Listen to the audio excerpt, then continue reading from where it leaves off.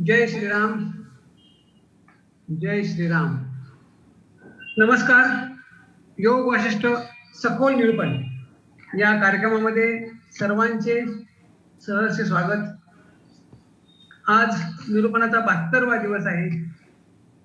आदरणीय येथील सरांना विनंती करतो की त्यांनी निरूपण सुरू करावे. नमस्कार. जय श्रीराम. जय गुरुदेव. रोजच्या प्रमाणे प्रार्थना करू आणि सत्राला सुरुवात करू. सगळ्यांनी हात जोडून घ्या. डोळे मिटूया. प्रार्थना म्हणण्यासाठी एक खोल दीर्घ श्वास घेऊया.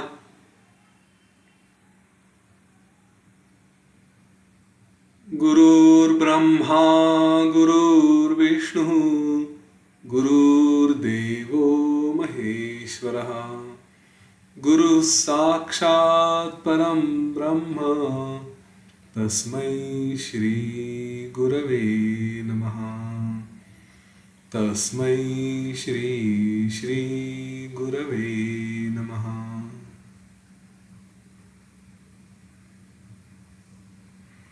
हळूवार डोळे उघडूया.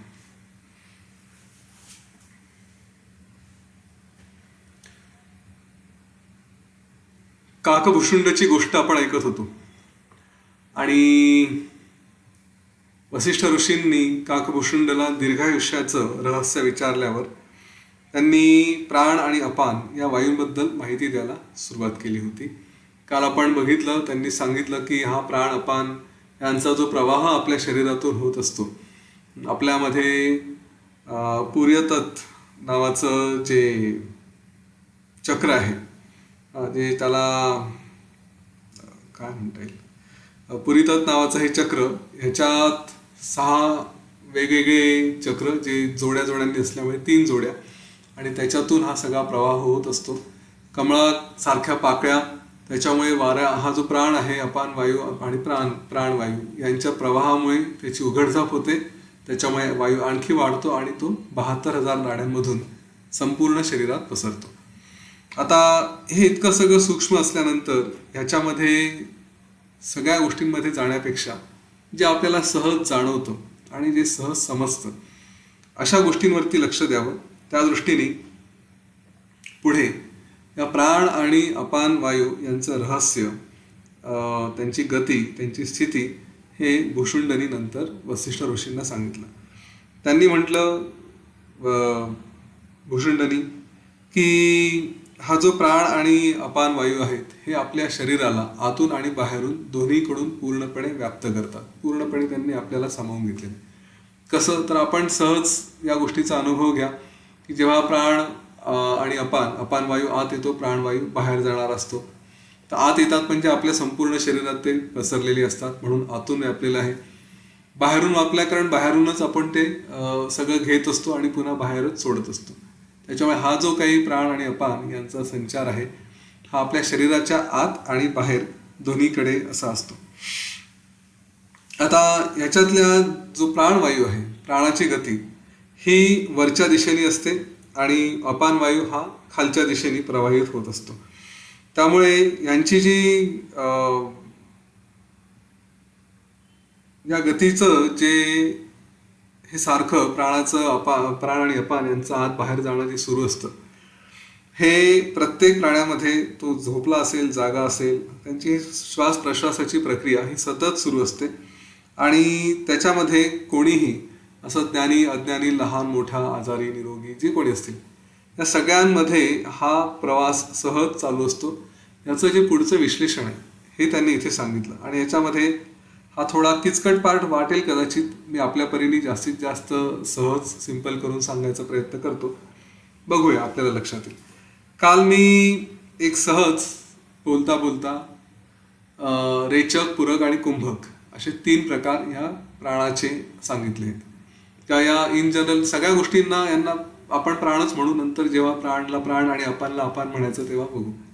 तर हा जो श्वास आहे, हा श्वास जेव्हा आपण घेतो म्हणजे आपण स्वतःला सप्लाय करतो आहे, म्हणून त्याला पूरक म्हटलंय. जो मिळतो, जो देत आपल्याला पोहोचतोय तो, म्हणून तो पूरक आहे. हाच श्वास जेव्हा आपला बाहेर पडतो जसं आपल्या शरीरातून एखाद्या गोष्टीपासून दूर जाण्याची जी प्रक्रिया असते तर त्याला म्हणतात रेचन. म्हणून हा जो बाहेर जाणारा श्वास आहे त्याला रेचक म्हणतात. आणि त्याच्यानंतर हा श्वास आपण जेव्हा घेतो, आतमध्ये थांबतो, तर त्याला कोंडलं जातं, एक प्रकारे धरलं जातं, म्हणून त्याला कुंभक म्हणतात. असा हे 3 प्रकार आपल्या श्वासाचे आहेत. आत येणारा पूरक, बाहेर जाणारा रेचक आतल्या दृष्टीने, आणि आत थांबणारा कुंभक. हा जसा आत थांबतो ना तसाच बाहेर पण थांबतो. या दोन्ही ठिकाणी ह्याचं जे थांबणं आहे त्याला दोन्ही ठिकाणी कुंभक म्हटलं आहे. आतला आहे अंतरकुंभक, बाहेरचा आहे बाह्य कुंभक. हे याचे 2 प्रकार असे कुंभकचे आहेत. आता हे जिथे जिथे थांबतात त्यांना संधिस्थान असं म्हटलं आहे. संधिस्थान म्हणजे काय आहे, तर जेव्हा श्वास आतमध्ये येतो, आपण जेव्हा जेव्हा आतापर्यंत प्राणायाम केले आहेत, हे रहस्य हळूहळू कदाचित लक्षात येत असतील. जेव्हा जेव्हा प्राणायाम केले, आतमध्ये श्वास घेतला, हा आत आलेला श्वास संपतो आणि त्याच्यानंतर दुसरा श्वास बाहेर सुरू होतो. तर आपण अपानवायू आतमध्ये घेतला, हा अपानवायू कुठेतरी थांबतो आणि त्याच ठिकाणी पुन्हा प्राणवायू बाहेर पडायला सुरुवात होते. हे जे संधिस्थान आहे, जिथे या दोघांचं मिलन होतं, एक येतो, संपतो आणि दुसरा तिथून बाहेर पडतो. खरं गंमत आहे नाही आपल्या शरीराची, की आपण या गोष्टीकडे सहसा कधी लक्षच नाही दिलं की माझ्या शरीरात श्वास येतोय आणि जातोय. येणारा आपण म्हणतो ऑक्सिजन देतो, मग बाहेर पडणारा कुठून निर्माण होतो, कसं प्रोसेस आहे त्याचं, त्या सगळ्या विज्ञानाकडे सहसा आपण कधी बघितलं नाही. अगदी विज्ञानाकडे सोडून द्या, पण ही जी फार छान गती आहे हिच्याकडे जरी लक्ष दिलं तरी खूप आहे. आपण आतापर्यंत थोडा थोडा त्याचा अभ्यास केला. तर हे जे संधिस्थान आहे, जिथे हा मिळतो आणि एक संपतो आणि दुसरा सुरू होतो, हे आतलं संधिस्थान आणि बाहेरचं सुद्धा एक संधिस्थान आहे. संधी म्हणजे जिथे योग येतात त्यांचे, जिथे ते मिळतात. बाहेर सुद्धा श्वास जातो, थांबतो आणि तिथून दुसरा श्वास सुरू होतो. तर इथे भूषण सांगतायत की ह्या प्रकारे हा जो श्वास जिथे प्राण आतमध्ये, प्राणवायू बाहेर पडला, प्राणाचा लय झाला, प्राण संपला, हे शब्द थोडे नीट लक्ष देऊ नये का. प्राणाचा लय झाला, अपानाचा उदय झाला, असं का शब्द वापरलेत हे नंतर पुढे छान रीतीने सांगितले. म्हणून मी मुद्दाम त्या शब्दांचं एक नुसतेच थांबला आणि संपला असं म्हणण्यापेक्षा लय झाला किंवा उदय झाला आणि अस्त झाला असे आपण बोलू. तर हा प्राण जेव्हा बाहेर पडतो त्याचा अस्त होतो आणि अपानाचा उदय होतो. ठीक आहे, अपान आतमध्ये येतो, आतमध्ये सुद्धा अपानाचा अस्त होतो, प्राणाचा उदय होतो. तर हे वेगवेगळे जे स्थान आहेत त्यांचे आणि त्यांच्या ज्या प्रक्रिया आहेत, कुंभक, रेचक आणि पूरक, आणि हे यांचे संधिस्थान आहेत. तर हा जो बाहेरचा आहे याचं संधिस्थान कुठे आहे, साधारणपणे नाकापासून एक असं म्हटलं आहे की 12 बोटं, म्हणजे एक साधारण त्याचं काय 6 ते 8 इंच असं स्थान आपल्या नासिकागृहापासून, इथून हे एवढं अंतर असतं आणि याला बाह्य संधिस्थान म्हटलं. आता ह्यांच्या दृष्टीने सुद्धा हा जो पूरक आणि रेचक आहे, या 2 वेगवेगळ्या संकल्पना वापरल्या.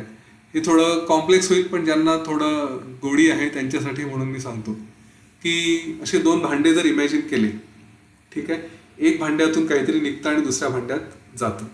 तर हा जो प्रकार आहे, इकडून निघतं आहे म्हणून इथून बाहेर पडताना काय आहे, रेचक, बरोबर, आणि इथे येत आहे म्हणून पूरक, याला मिळत आहे.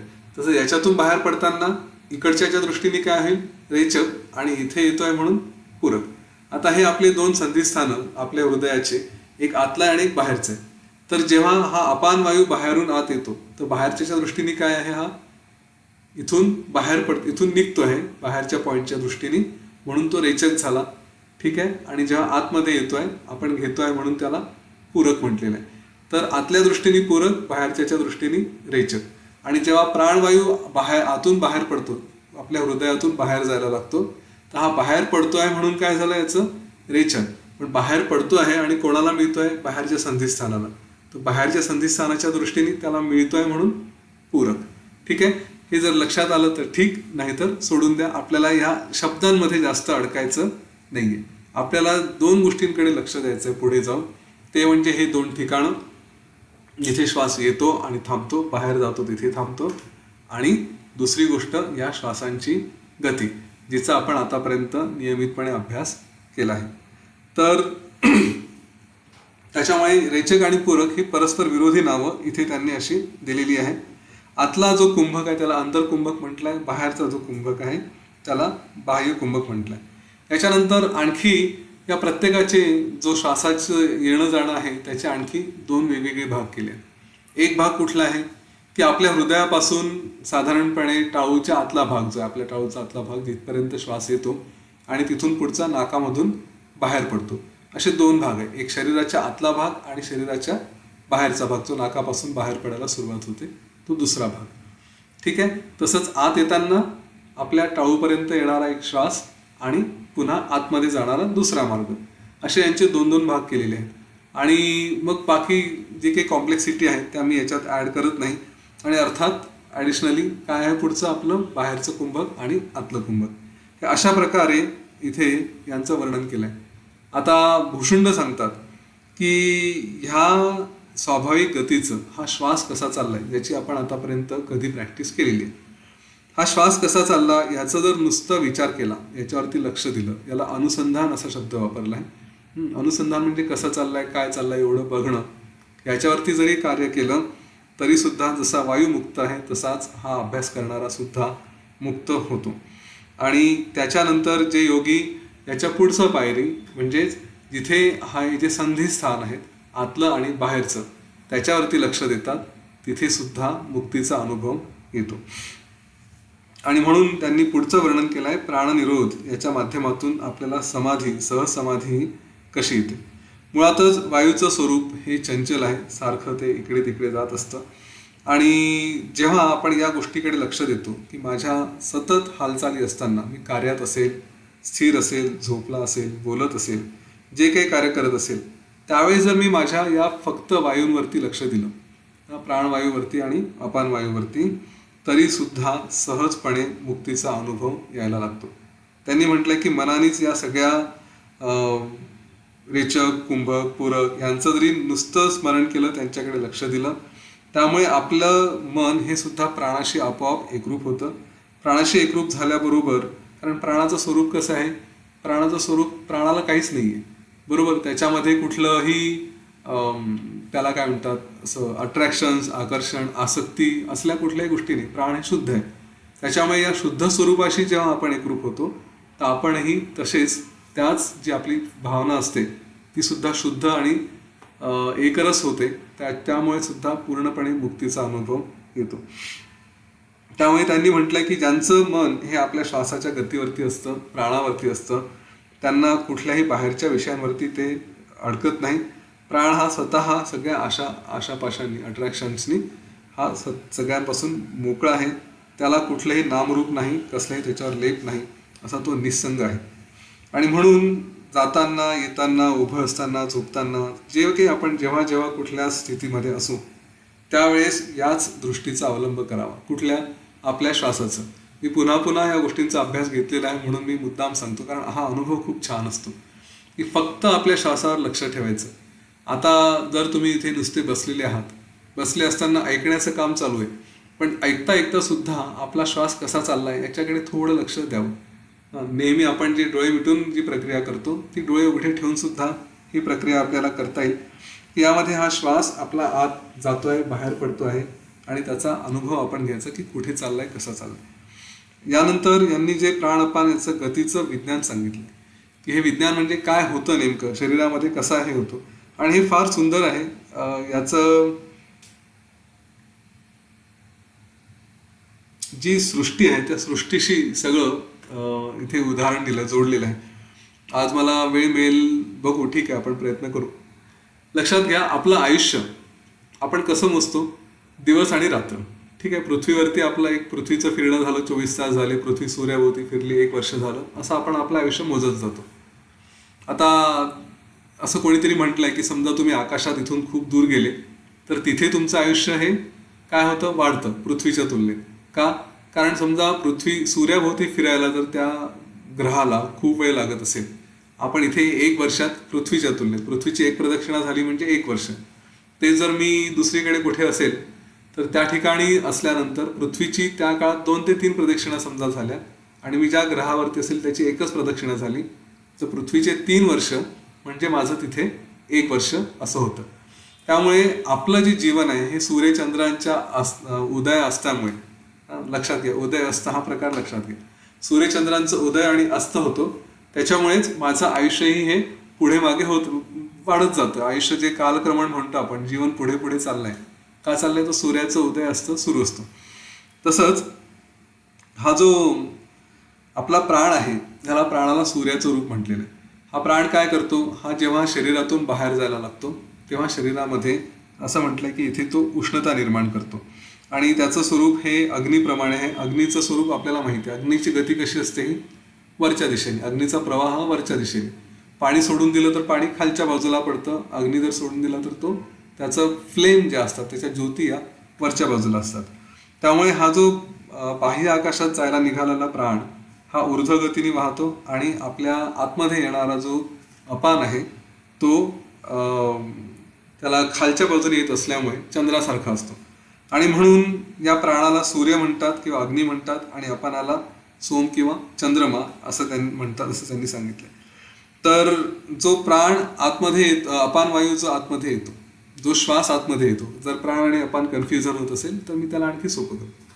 जो श्वास आतमध्ये येतो तो शरीराला बल देतो, पुष्टी देतो आणि हा जो बाहेर पडणारा प्राण असतो हा शरीराला अग्नी, ऊर्जा, उष्णता देतो आणि त्याच्यामुळे तो आपल्या शरीराला पक्व करणारा, तापविणारा असं म्हटलेलं आहे. म्हणजेच तो उष्णतेच्या क्रिया करणार आहे. हा ज्या यांच्या प्रक्रिया होत असतात, प्राण आतमध्ये हृदयाला तो संतप्त करून बाहेर पडतो आणि अपान स्वतःला, आपल्या मुखाला शांत करतो आणि आतमध्ये येतो. तर अशा रीतीने ही जी जागा आहे जिथे आपल्या हृदयामध्ये अपान वायू आला, त्या अपान वायूला गिळलं गेलं, संपवलं आणि तिथून सूर्याने स्वतःचा उदय सुरू केला आणि तो बाहेर पडायला लागला. तर ही जी जागा आहे जिथे या दोघांचं मिलन होतं, जिथे अपान वायू संपतो आणि प्राण सुरू होतो, हे जे मिलन आहे, ही जी जागा आहे, त्या जागेला इथे म्हटलंय ब्रह्माकाश. त्यालाच आत्माकाशही म्हटलंय. हेच आपल्या आतल्या कुंभकाचं स्थान. कुंभक कुठे होतं, जिथे या दोघांचं मिलन होतं, ते कुंभकाचं स्थान.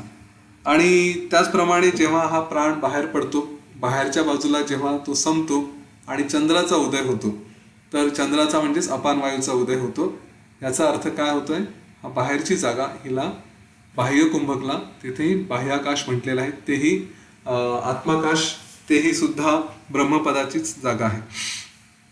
तर प्राण ही सगळ्यात सूक्ष्म मूळ आणि मूळ स्पंद, त्याच्यामुळे त्याचा लय म्हणजे सगळ्या गोष्टींचा लय. प्राण संपला म्हणजे सगळं काही संपलं आणि त्याची उत्पत्ती म्हणजे सगळ्या गोष्टींची उत्पत्ती. तर आपण ह्या सगळ्या लय आणि उत्पत्ती कुठे बघतो, या सगळ्या लय आणि उत्पत्ती या ब्रह्माकाशात बघतो. त्यामुळे ज्या ठिकाणी चिदाकाश म्हणा, ब्रह्माकाश म्हणा, ज्या ठिकाणी यांचा उदय असतो होतो, सूर्य मावळतो आणि तिथून चंद्र उगवतो असं म्हणा वाटल्यास, तर हा जो उदय आणि अस्त आहे, हे ठिकाण जे आहे त्याला ब्रह्माकाश म्हटलेलं आहे. त्या ठिकाणी जे लक्ष देतात, ते जे संधिस्थानी आपलं ध्यान करतात, त्यांना तिथे आत्म्याची उपलब्धी होते, तिथे मुक्तीचा अनुभव येतो. आता आपल्या आत आणि बाहेर सगळीकडे हा प्राण सूर्य होतो आणि तोच चंद्र अपान होतो. म्हणजे मुळात प्राण आणि अपान जरी आपण वेगवेगळे शब्द वापरत असलो तरी ह्या सगळ्या गोष्टी एकच आहेत. या दोघांमध्ये काहीही फरक नाही. फक्त हे एकमेकांच्या विरुद्ध दिशेने जात असल्यामुळे असं म्हणतो की आत आणि बाहेर आपल्या शरीराच्या दोन्हीकडे ते भवऱ्याप्रमाणे कार्य करतात. आणि म्हणून या दोघांचंही जेव्हा आपण चिंतन करतो की माझा श्वास आत चालला आणि बाहेर चालला आहे, तर असं जर वाटलं की प्राण आणि अपान हे शब्द कन्फ्युजिंग असतील तर फक्त श्वासावर लक्ष द्या, कारण एकाच गोष्टीचे हे दोन वेगवेगळे नावं आहेत, दोन वेगवेगळे रूप आहेत. आता हा जो कुंभक आहे, या कुंभकाचं यांनी इथे वर्णन केलं आहे. काय म्हटलं आहे की हे जे असं बाह्य संधिस्थान आहे, बाहेर इथे आपला हा श्वास येऊन थांबतो, त्याच्यावरती जर लक्ष दिलं कुठे थांबला आहे, तर असं म्हणतात की ती जी आपल्याला आत्म्याची उपलब्धी आहे ती त्या ठिकाणी होते. कारण काय आहे, त्या ठिकाणी जेव्हा लक्ष असतं तेव्हा काय आहे स्थिती ह्याचं कुठल्याही पद्धतीने वर्णन करता येत नाही. म्हणजे या ठिकाणी बाहेर आपण जसं म्हणतो की माझा श्वास संपला, शेवटची प्रक्रिया काय आपली, श्वास सोडण्याची. हा श्वास सोडला, प्राणवायू बाहेर आला आणि तो तिथे थांबला. जेव्हा तो थांबला आणि त्या ठिकाणी जर आपण लक्ष दिलं, संपूर्ण श्वास सोडलेले आहेत आणि तिथे लक्ष दिलं, तर त्यावेळेस आपली नेमकी परिस्थिती कशी असते, शरीरात श्वास नाही आहे. श्वास हा शेवटचा घेतल्यासारखा सोडलेला श्वास आहे. आता शरीरात श्वास नाही. म्हणजेच माझं अस्तित्व पण मी आहे, बरोबर. मी आहे पण शरीरात श्वास नाही. म्हणजेच माझं अस्तित्व हे शरीर नाही आहे. मी या शरीराच्या पलीकडे आहे. ह्या गोष्टीची जाणीव होते. आणि जेव्हा ही जाणीव होते तर मी हा देहरहित, देहाशिवाय असलेला, म्हणजेच मी पूर्णपणे असंग असा आहे. आणि जेव्हा आपण या गोष्टीचा अनुभव घेतो, बाहेरच्या श्वासावरती लक्ष केंद्रित करतो, बाहेर श्वास थांबतो, तिथे आपलं लक्ष केंद्रित करतो, त्यावेळेस हे लक्षात येईल की मन सुद्धा शून्य झालेलं असतं, कारण प्राण थांबला आहे. आपण हे पूर्वी बघितलेलं आहे की प्राणाचा स्पंद, जर प्राण आपला व्हायब्रेट होत असेल तर त्याच्याप्रमाणे मन चित्त सुद्धा निर्माण होतं. प्राण स्थिर झाला की मन सुद्धा स्थिर होतं. तर बाहेरच्या बाजूला आपला श्वास थांबलेला असल्यामुळे, शरीरात प्राण नसल्यामुळे शरीर नाही, मन नाही, बाकी कुठल्याही अवस्था नाही. म्हणून त्या ठिकाणी तो अनुभव येतो. फक्त आपण त्याचा अतिशय सूक्ष्मपणे त्याच्यावरती विचार करायचा असतो. आणि जसं तिथे आकृतीचा म्हणजे काहीही नाही, मी त्या ठिकाणी नाही, हा जसा अनुभव असतो तसाच काळ सुद्धा तिथे थांबलेला असतो.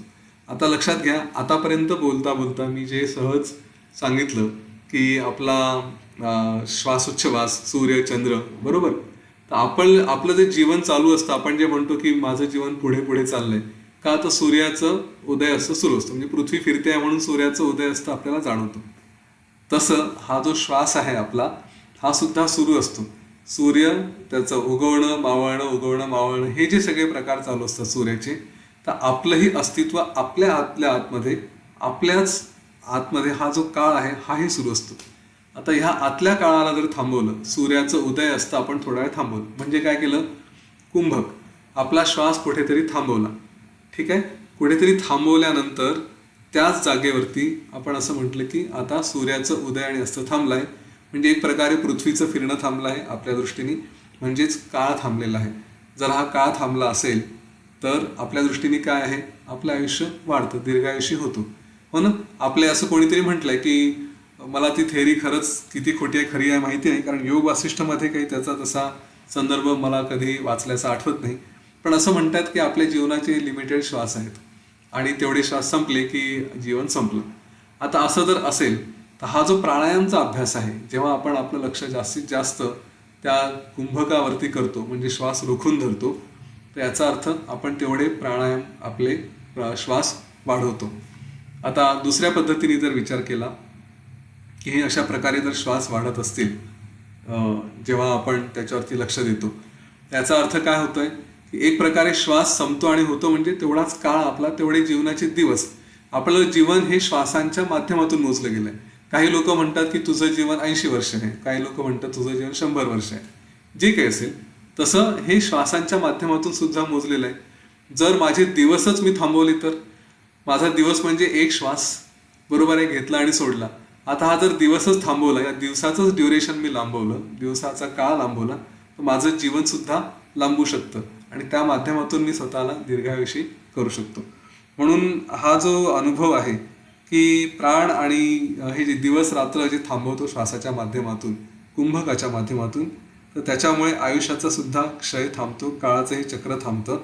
त्यामुळे जो या कुंभकामध्ये स्थिर होतो, त्या अशा योगीचं आयुष्य हे सुद्धा आत्म्यामध्येच स्थिर होतं आणि तो दीर्घायुषी होतो. हीच गती आपल्या अंतर कुंभकामध्ये त्याच्याबद्दल सुद्धा म्हटलेली आहे. आतल्या आत जेव्हा कुंभक करतो तर तिथे हे मन पूर्णपणे निश्चल होतं, स्थिर होतं, लीन होऊन जातं.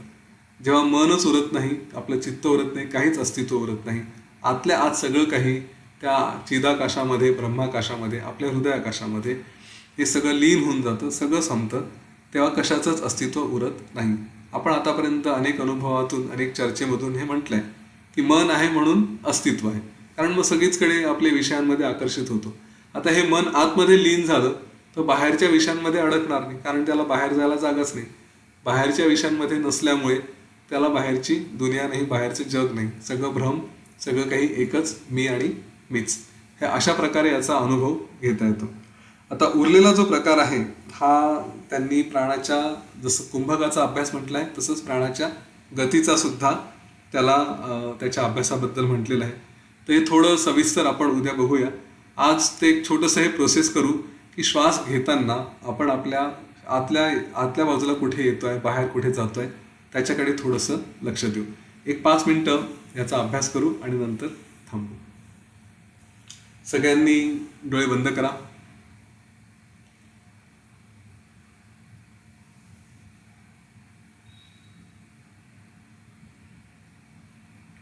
मनातल्या मनात श्री गणेशाचं स्मरण करा.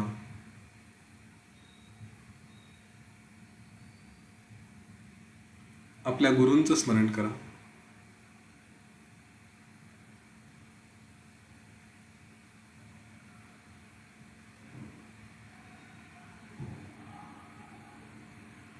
सगळं लक्ष आपल्या श्वासावरती द्या.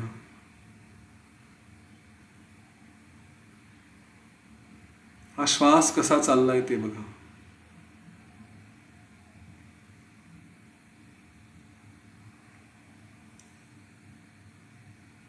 ह्याच्याकडे सतत बघायची सवय करा, अभ्यास करा.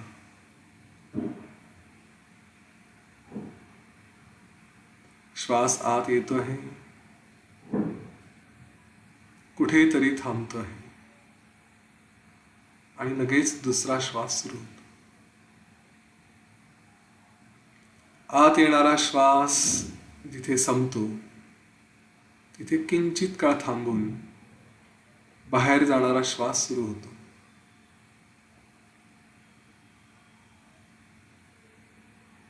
आत येणाऱ्या श्वासाचं संपणं, अस्त होणं आणि बाहेर जाणाऱ्या श्वासाचा उदय, इकडे लक्ष द्या.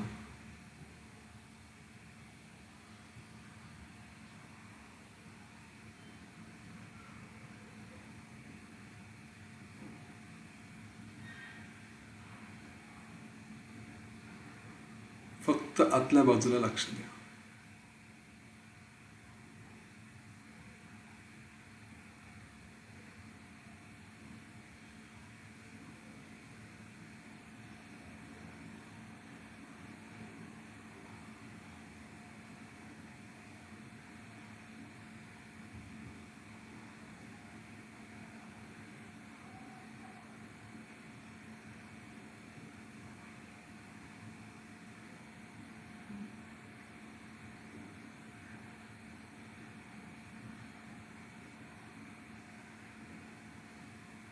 श्वास आत येतो, किंचित काळ जिथे थांबतो त्या जागेवर लक्ष द्या. फक्त त्या जागेकडेच लक्ष द्यायचं.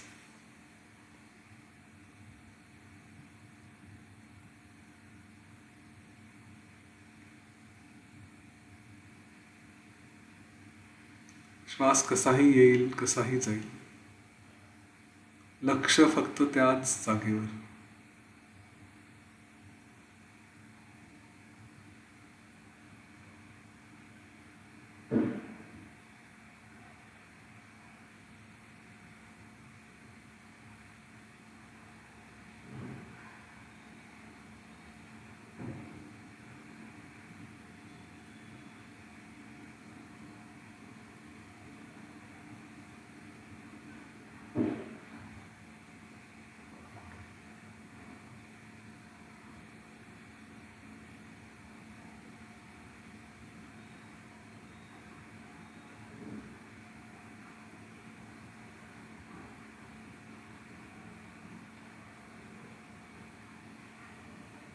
आत येणाऱ्या श्वासाला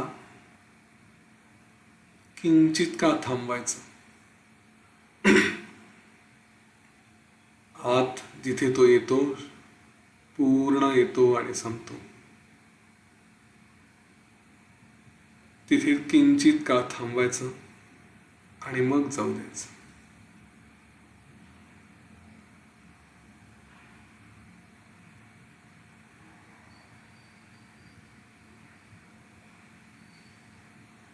नेमका कुठे थांबतो आहे, कुंभक नेमका कुठे होतो आहे, तिकडे लक्ष द्या.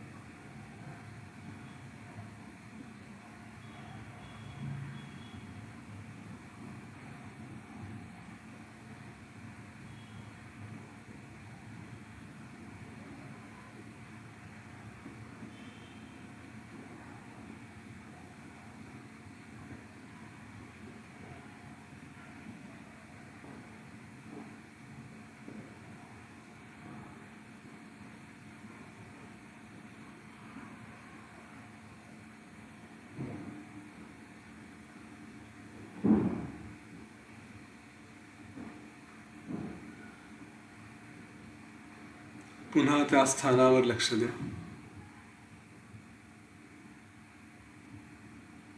आणि जेव्हा हा कुंभक होतो आहे आणि आपलं लक्ष त्या स्थानावर आहे, तेव्हा मनाची काय अवस्था असते तिकडे लक्ष द्या.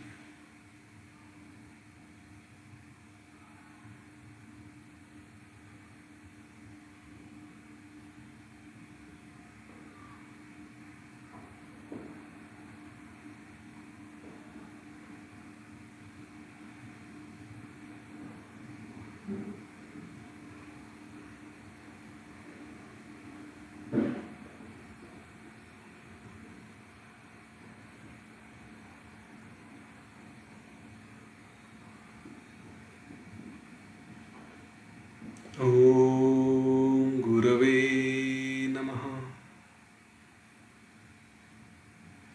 ओम शांती शांती शांती. एक सहज खोल दीर्घ श्वास घ्या आणि सोडून द्या. आपल्या शरीराप्रती सचेत व्हा, वातावरणाप्रती सचेत व्हा आणि हळूहळू आपले डोळे उघडूया.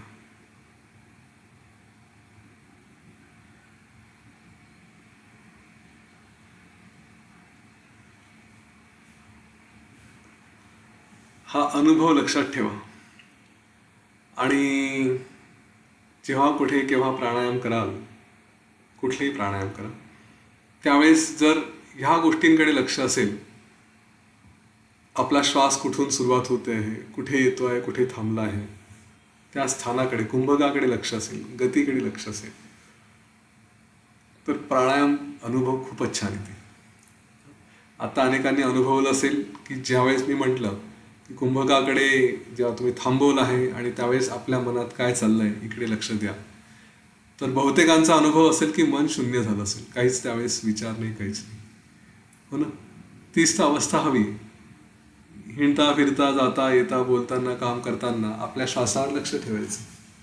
त्यावेळेस कुंभक करायची गरज नाही. असं म्हटलंय की या गतीवरती जरी लक्ष दिलं तरी सुद्धा तोच अनुभव येतो. ठीक आहे, आज इथे थांबूया आणि पुन्हा उद्या भेटू उरलेला भाग घेण्यासाठी.